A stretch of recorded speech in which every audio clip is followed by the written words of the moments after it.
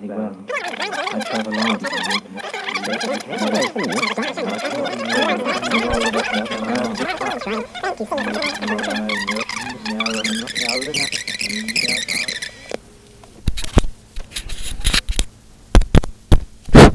Bluebottle by Peter Dorey.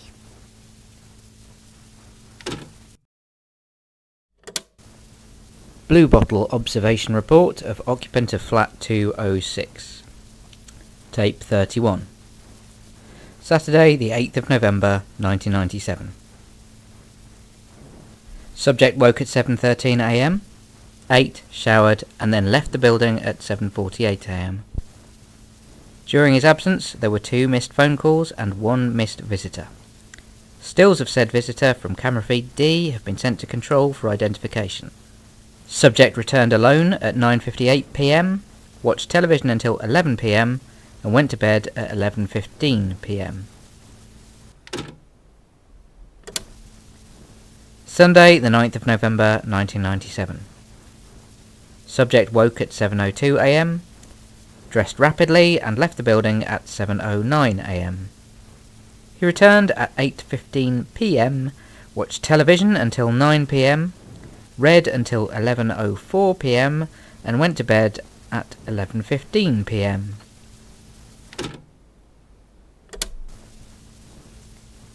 Monday, the 10th of November, 1997. There was a fire in a 7th floor flat at 5:20 a.m, and the building was evacuated. All equipment was secured before leaving.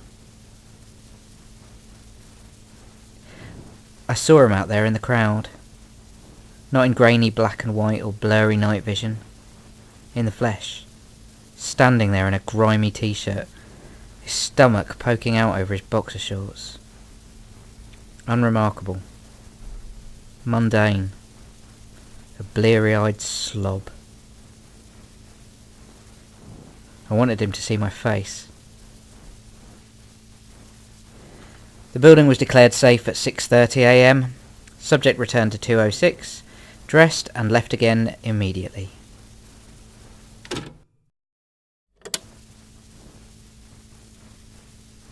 Tuesday, 11th of November, 1997.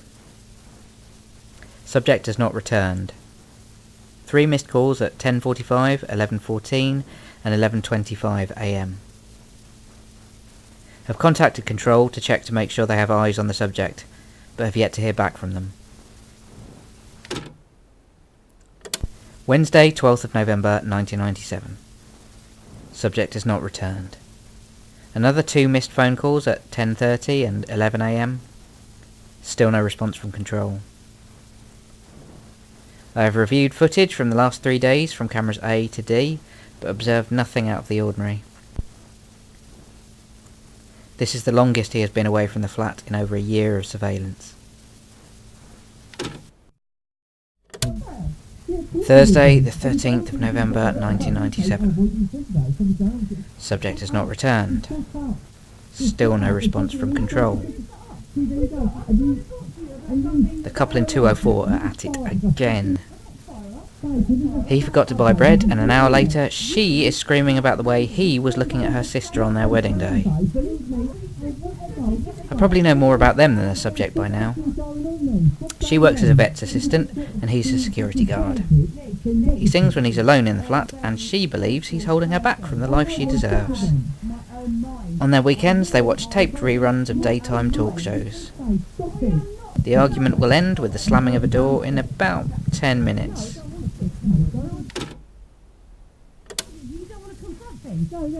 Three, two, one.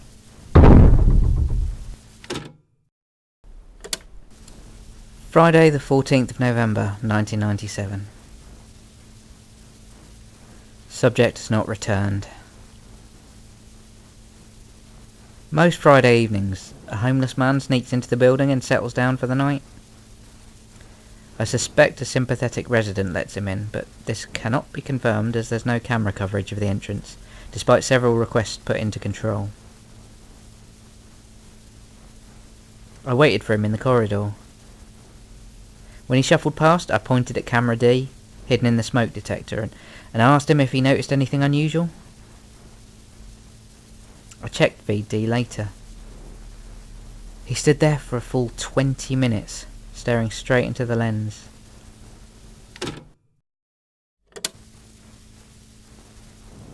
Saturday, the 15th of November, 1997. Subject has not returned. When there's nothing to do, I sometimes look at my monochrome feeds from 206 and try to guess the colour of items around the flat. The light grey vase is probably yellow. The dark grey bedsheets are probably blue. It's been a while since I've picked a lock. The vase is blue and the bedsheets are brown. I took a jar of peanut butter from his kitchen on the way out.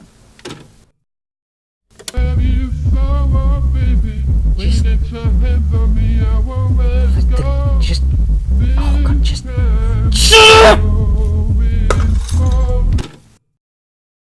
Sunday the 16th of November 1997. Subject has not returned.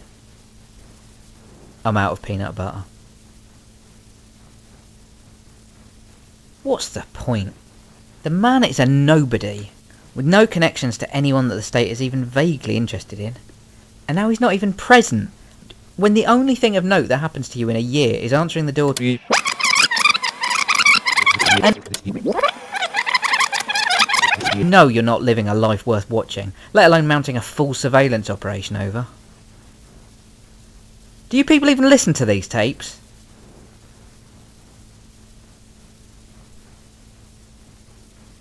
The subject's phone is ringing.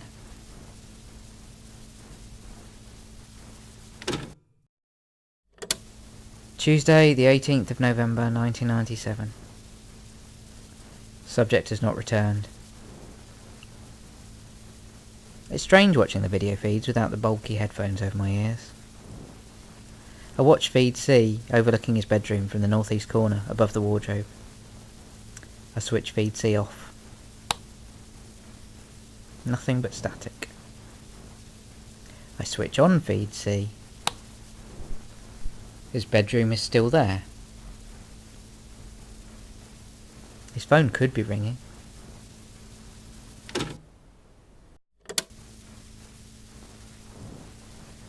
Wednesday, the 19th of November, 1997.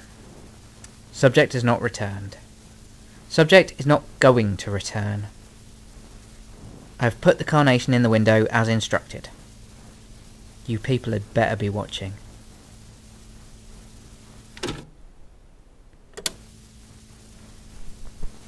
Thursday, the 20th of November, 1997. Subject has not returned. I sat in that cafe for 3 hours. Nobody came.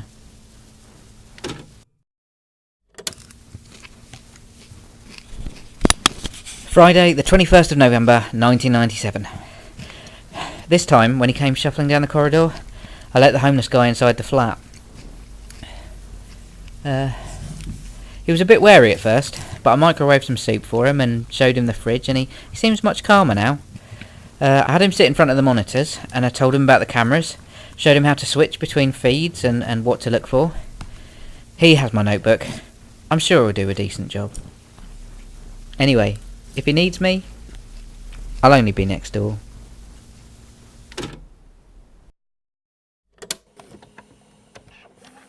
In Bluebottle by Peter Dorey, the operative was played by Andrew Tildesley, and the producer was Max Binchcombe.